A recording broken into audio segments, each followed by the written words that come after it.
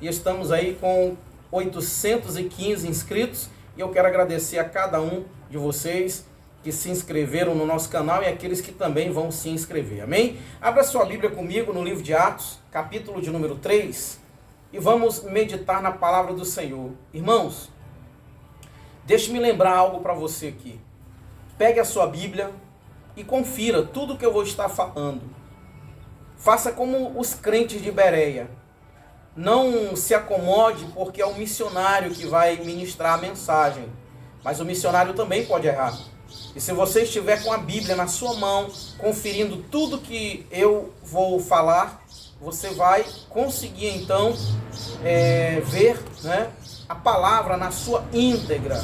Porque, irmãos, título de missionário, de pastor, de pregador, não nos faz melhor do que ninguém. E isso também não significa dizer que nós nunca erramos. Então, faça como os irmãos lá de Bereia. Confira na palavra. Porque se você estiver pautado dentro da palavra, você não será enganado por ninguém. Isso eu afirmo para você com toda sinceridade, toda certeza do meu coração. Amém? Atos capítulo de número 3, eu quero ler apenas o versículo 6, que diz assim: Então Pedro disse-lhe: Não tenho prata e nem ouro, mas o que tenho te dou. Em nome de Jesus Cristo Nazareno, levanta-te e anda. Queridos, eu gostaria de refletir com você nesta mensagem algumas características que um pastor bíblico deve ter. Ou seja, como você identificar, né, um pastor bíblico, para que você possa então, né, estar sendo pastoreado por esse pastor, estar sendo orientado por ele. Porque, irmãos, nós não podemos de forma nenhuma afirmar que nós não precisamos ter pastores em nossas vidas, que nós não precisamos ir ao templo para congregar, para buscar o Senhor, porque a Bíblia diz, lá em Atos capítulo de número 2, versículo de número 46, que os irmãos da igreja primitiva, eles se reuniam diariamente no templo e também de casa em casa. A Bíblia diz também no livro de João, no capítulo de número 21, que quando Jesus restaura Pedro, um dos mandamentos do Senhor para Pedro foi: apacenta as minhas ovelhas, ou seja, seja pastor das minhas ovelhas, né? Então é importante a gente aprender, a gente compreender isso, amém? Mas eu gostaria de então trazer para você dentro da palavra como você identifica, né, um pastor bíblico, para que você então possa estar, né, embaixo da cobertura espiritual desse pastor, né, dos aconselhamentos, né, e sendo cuidado, pastoreado por esse pastor, amém? A primeira característica que eu quero ver contigo aqui nesse texto, eu não vou nem falar lá sobre Tito, Timóteo, não, eu vou me deter aqui nesse texto.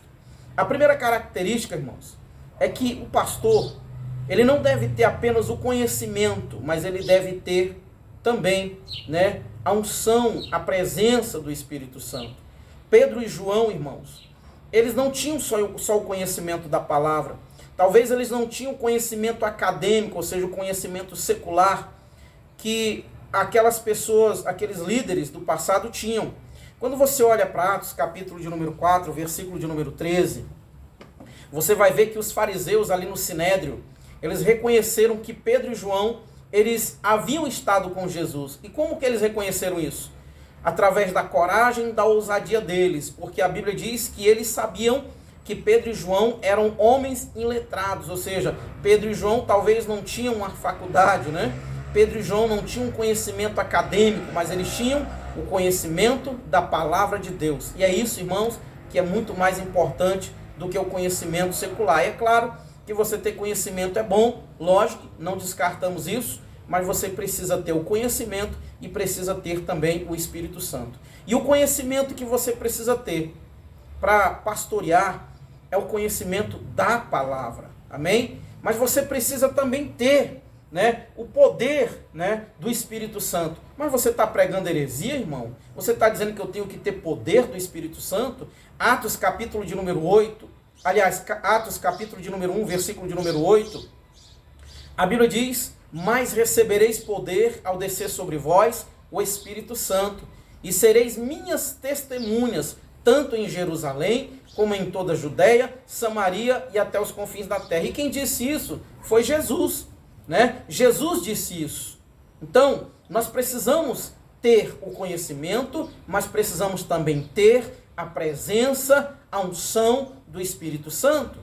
Quando nós olhamos para Atos, capítulo de número 5, versículos 15 e 16, nós vamos ver que Pedro, irmãos, ele, ao passar na rua, as pessoas colocavam os doentes, colocavam as pessoas que eram oprimidas por espíritos malignos, e quando Pedro passava e a sombra dele tocava nessas pessoas, essas pessoas eram curadas, eram libertas. Em Atos capítulo 9, do versículo 32 ao versículo de número 43, nós vamos ver Pedro realizando duas grandes proezas através daquele que estava nele, que era o Espírito Santo. Nós vamos ver Pedro curando Enéas, que há 8 anos estava em uma cadeira estava em uma cama, né? E logo em seguida nós vamos ver Pedro ressuscitando Dorcas, né? Aquela mulher que cuidava das viúvas na cidade de Lida. Então nós vamos ver que Pedro, irmãos, ele não tinha só o conhecimento, mas Pedro também tinha a presença do Espírito Santo. Pedro, ele era um homem desprendido, e essa é mais uma característica que um pastor deve ter. Pedro era desprendido de tudo. Quando ele disse para o coxo, não tenho prata e nem ouro, mas o que tenho te dou. Quando nós olhamos para o livro de Atos, capítulo 6, versículo 2, Pedro, juntamente com os outros apóstolos, abrindo mão de administrar as finanças da igreja para se dedicar apenas ao anunciar, né? Ao anúncio da palavra de Deus. Só que hoje nós estamos vendo pastores que estão preocupados em possuir helicópteros, preocupados em ter, né, mansões, fazendas. Um dia desse eu estava ouvindo um vídeo de um pastor que quando ele está estressado, irmãos, ele vai para os Estados Unidos. Ele vai passear nos Estados Unidos, né? E o verdadeiro pastor, um pastor bíblico, ele não deixa as ovelhas. Ele não abandona as ovelhas, ainda que ele esteja cansado, ainda que ele esteja estressado, ainda que ele esteja, irmão, se sentindo fraco, né? No sentido físico até mesmo, ele não deixa as ovelhas. Ele não larga as ovelhas, porque a Bíblia diz que quem larga as ovelhas são os mercenários. Jesus disse lá em João 10:10, né? Que aquele que não é pastor, aquele que faz a obra por dinheiro, aquele que é mercenário, quando o lobo vem, ele abandona as ovelhas e deixa as ovelhas à mercê dos lobos, né? Então, um pastor bíblico, ele é desprendido de tudo. Um pastor bíblico, ele não tem apenas o conhecimento, mas ele tem também a presença do Espírito Santo. Ele tem a unção do Espírito Santo. Ele é desprendido de tudo, inclusive daquilo que o atrapalha no bom andamento da obra que o Senhor lhe confiou. Então, se você congrega em um ministério e o seu pastor tem essas características, então você tem um pastor bíblico, amém? A outra característica que nós podemos ver em um pastor bíblico, irmãos, é o amor. O amor, irmão, a Bíblia diz que quando ele profere aquelas palavras para o coxo, ele apenas não diz, a Bíblia diz que ele pega o coxo pela mão. Ou seja, um pastor bíblico, ele não apenas fala, mas ele age, ele cuida, né? E Pedro disse, não tenho prata e nem ouro, mas o que tenho te dou. Mas Pedro foi lá, pegou na mão direita do homem e ajudou ele a levantar. Traduzindo para os nossos dias, irmãos, um pastor bíblico, ele não apenas fala, mas ele também cuida daqueles que o Senhor o confiou, daqueles que o Senhor colocou sob os seus cuidados. Então essa é mais uma característica de um pastor bíblico. A outra característica de um pastor bíblico, irmãos, que nós vamos ver no livro de Atos, no capítulo de número 5, do versículo 1 ao versículo de número 11, nós vamos ver ali aquela famosa passagem de Ananias e Safira. Deixe-me só abrir um parênteses aqui. Irmãos, um dia eu estava andando aqui em Brasília, e aí eu parei num templo religioso. Irmãos, vocês acreditam que o pregador daquele dia, ele teve uma astúcia tão grande, eu não sei de onde saiu tanta inteligência, que ele foi capaz de dizer, irmãos, que o pecado de Adão não foi desobedecer a Deus no sentido de comer o fruto proibido, mas foi no sentido de Adão mexer no dízimo. Porque, segundo ele, as árvores, tudo que Deus tinha dado para Adão, inclusive a árvore da vida, Deus deu ali 90% para o homem. E aquela árvore do conhecimento do bem e do mal representava o dízimo. Irmãos, olha que coisa terrível, né? Olha que astúcia, que inteligência, né? Esse homem foi muito astuto, né? Falando isso. Então, um pastor bíblico, irmãos, ele é humilde. E ele reconhece que ele é simplesmente um instrumento de Deus. E que ele não é um semideus. Mas o que nós estamos vendo hoje, irmãos, infelizmente são muitos pastores que eles se consideram semideuses, no sentido de que ninguém pode contestar o que eles falam, no sentido de que todo mundo tem que concordar com tudo que eles falam, no sentido de que as pessoas só podem tomar decisões se o pastor concordar, se o pastor não concordar, eu não posso tomar as minhas decisões próprias, eu não posso ser guiado pelo Espírito Santo, porque eu tenho que ser guiado por um pastor. Irmãos, e eu não estou aqui desmerecendo e dizendo que você não deve ter um pastor. Inclusive o tema da mensagem é exatamente esse, para você identificar um pastor bíblico, né? Então, um pastor bíblico, irmãos, ele é humilde, e ele compreende que ele é simplesmente um instrumento de Deus. E o que tem a ver, né, com essa passagem de Ananias e Safira? Quando Pedro, ele fala para Ananias, Ananias, por que você deixou Satanás dominar o teu coração? Quando Pedro, ele fala com Safira, irmãos, aquele homem e aquela mulher morreram, não foi porque eles mentiram para Pedro. Não foi porque eles falaram o que eles falaram para Pedro. Não, é porque eles arquitetaram tudo no coração e eles decidiram tentar enganar Deus. E Deus ninguém engana, irmãos.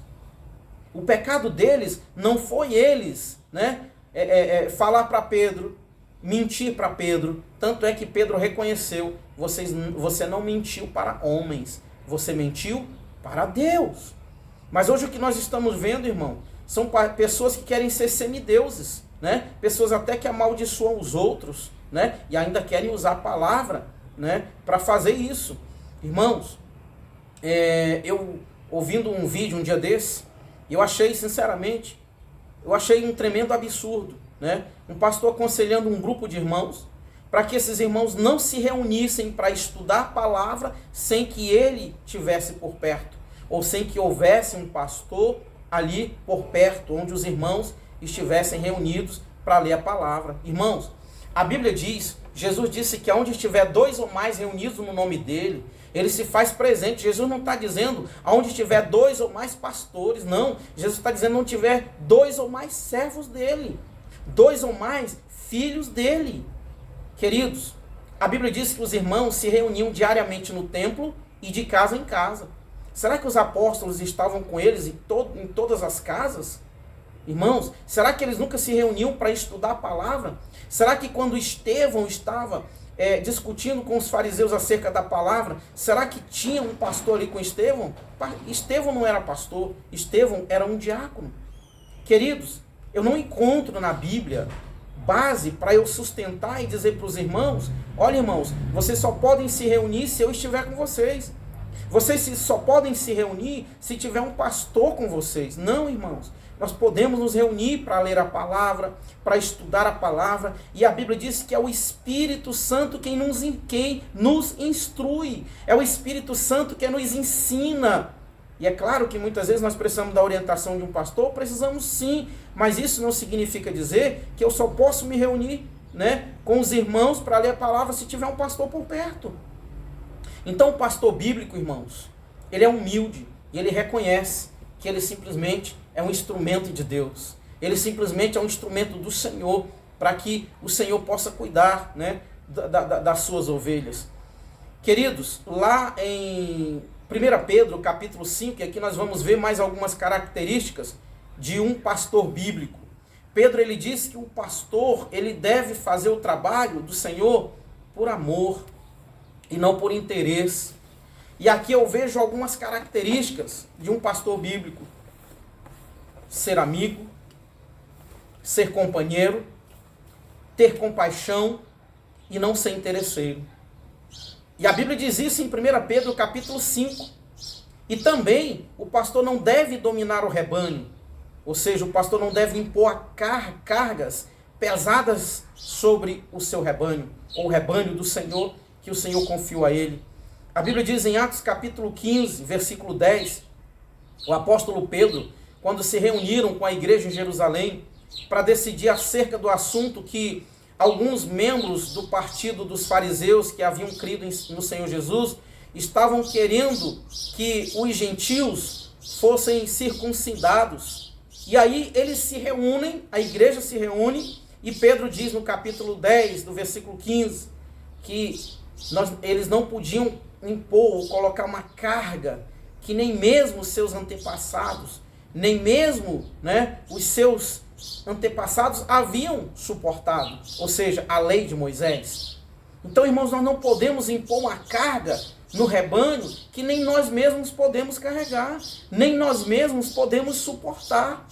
E a Bíblia diz que o pastor ele deve amar, ele deve ser exemplo, ele deve ser amigo, Eu fico observando, irmãos, nos últimos dias, que a igreja ela é muito mal falada. E por que a igreja é muito mal falada? Porque nós não temos mais pastores, não temos mais líderes como nós tínhamos no passado. Como Pedro, como João, como Paulo. Nós não temos mais. O que nós temos hoje são pessoas que estão preocupadas com suas imagens, estão preocupadas com o crescimento dos seus ministérios, estão preocupadas simplesmente consigo próprio. Queridos, a recomendação do Senhor para toda a igreja é que nós estejamos firmes, é que nós estejamos lutando, andando no caminho estreito, na porta apertada, que nós estejamos lutando todos os dias contra o mundo, contra o pecado. Para quê? Para que nós possamos herdar o reino de Deus. Só que o que nós estamos vendo hoje são disputas por causa de ministérios, congregações, pastores que querem dominar os rebanhos, que abrem congregações, ministérios, e aí impõem uma carga não apenas sobre o rebanho, mas sobre aquelas pessoas que estão responsáveis pelo rebanho, dizendo: a decisão que vocês tomarem, essa decisão será respeitada. Mas na verdade, quando se toma alguma decisão que não se consulta aquele que se considera o líder maior, aquele que se considera o presidente do ministério, quando não se faz isso, sofre-se retaliações. Infelizmente, irmãos, o que nós estamos vendo hoje, infelizmente, é um quadro onde a igreja não é respeitada. E não é respeitada por causa de muitos líderes. Quando nós olhamos para Atos dos Apóstolos, nós vamos ver, irmãos, que quem perseguia a igreja, quem começou a perseguir a igreja não foi o povo, foram as autoridades. Aí eu pergunto para você, as autoridades brasileiras já estão perseguindo a igreja de fato e de verdade? Mas se você procurar no YouTube, irmãos, vídeos que falam mal da igreja, você vai encontrar muitos vídeos de pessoas simples, pessoas comuns. E por que elas fazem isso? Porque os líderes não estão mais dando exemplos. A Bíblia diz, no livro de Atos, no capítulo 5, se não me engano, no versículo 13 ou 14, a Bíblia diz que o povo não se juntava ao grupo dos irmãos, mas falavam bem da igreja. Podiam até não se juntar, podiam até não se converter, mas falavam bem da igreja. Falavam bem. Por quê? Porque eles viam, eles viam o que o Senhor fazia por meio dos apóstolos. Mas o que nós estamos vendo hoje, irmãos, são pessoas falando mal da igreja, falando mal do Senhor Jesus, falando mal da nossa fé, porque nós não temos mais líderes como Pedro, como João, como Paulo, como Tiago. Mas, irmãos, isso é possível? Nós temos homens, líderes como esses? Sim, é possível. Basta que cada um deles, aqueles que começaram a pregar o verdadeiro evangelho e se perderam na caminhada, se perderam na teoria da prosperidade, se perderam na soberba porque se tornaram famosos, se perderam no orgulho porque conhecem muito da palavra e acham que porque conhecem tudo, né, não podem mais serem confrontados, ninguém pode mais discordar deles. Todo mundo tem que aceitar tudo que eles falam. Basta que essas pessoas voltem ao primeiro amor. Basta que essas pessoas voltem a ser humildes. Basta que essas pessoas voltem a amar o Senhor como elas amavam antes. Basta que elas voltem a ser o que elas eram antes da fama, antes do sucesso, antes do dinheiro, antes, né, da fama. É importante, irmãos, nós destacarmos isso aqui, sabe? Nós precisamos urgentemente voltar aos primórdios da igreja primitiva.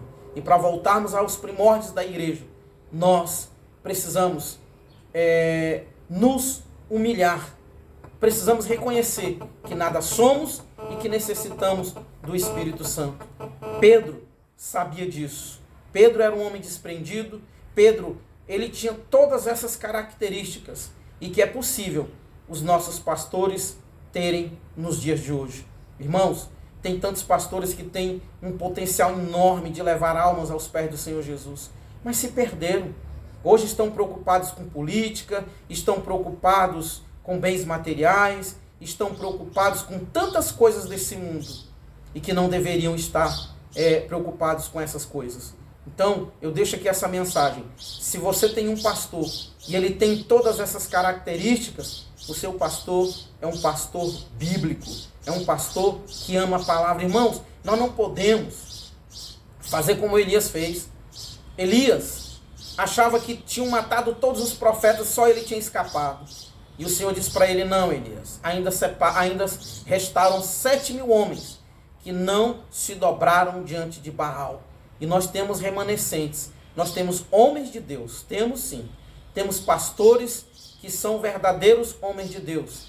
Mas esses pastores precisam vigiar para não perderem suas características, para não perderem aquilo que eles conquistaram através da oração, através da dedicação à palavra do Senhor, né? E nós precisamos, irmãos, estar orando para que mais e mais pastores bíblicos apareçam nos últimos dias para pastorear aquela que é a noiva do Senhor e que será apresentada sem máculas, sem rugas ao Senhor Jesus no dia do arrebatamento. Amém, queridos? Então, ore para que o Senhor possa, então, estar levantando homens e mulheres cheios do Espírito Santo para cuidar da sua igreja. Amém? Ore comigo. Querido e eterno Deus, Pai querido, em nome do Senhor Jesus, nós queremos te glorificar, queremos te exaltar, queremos, Pai, te agradecer por tudo que o Senhor tem feito por nós, por tudo que o Senhor tem, Pai, derramado em nossas vidas da tua graça e da tua misericórdia. Em nome de Jesus. Amém? Deus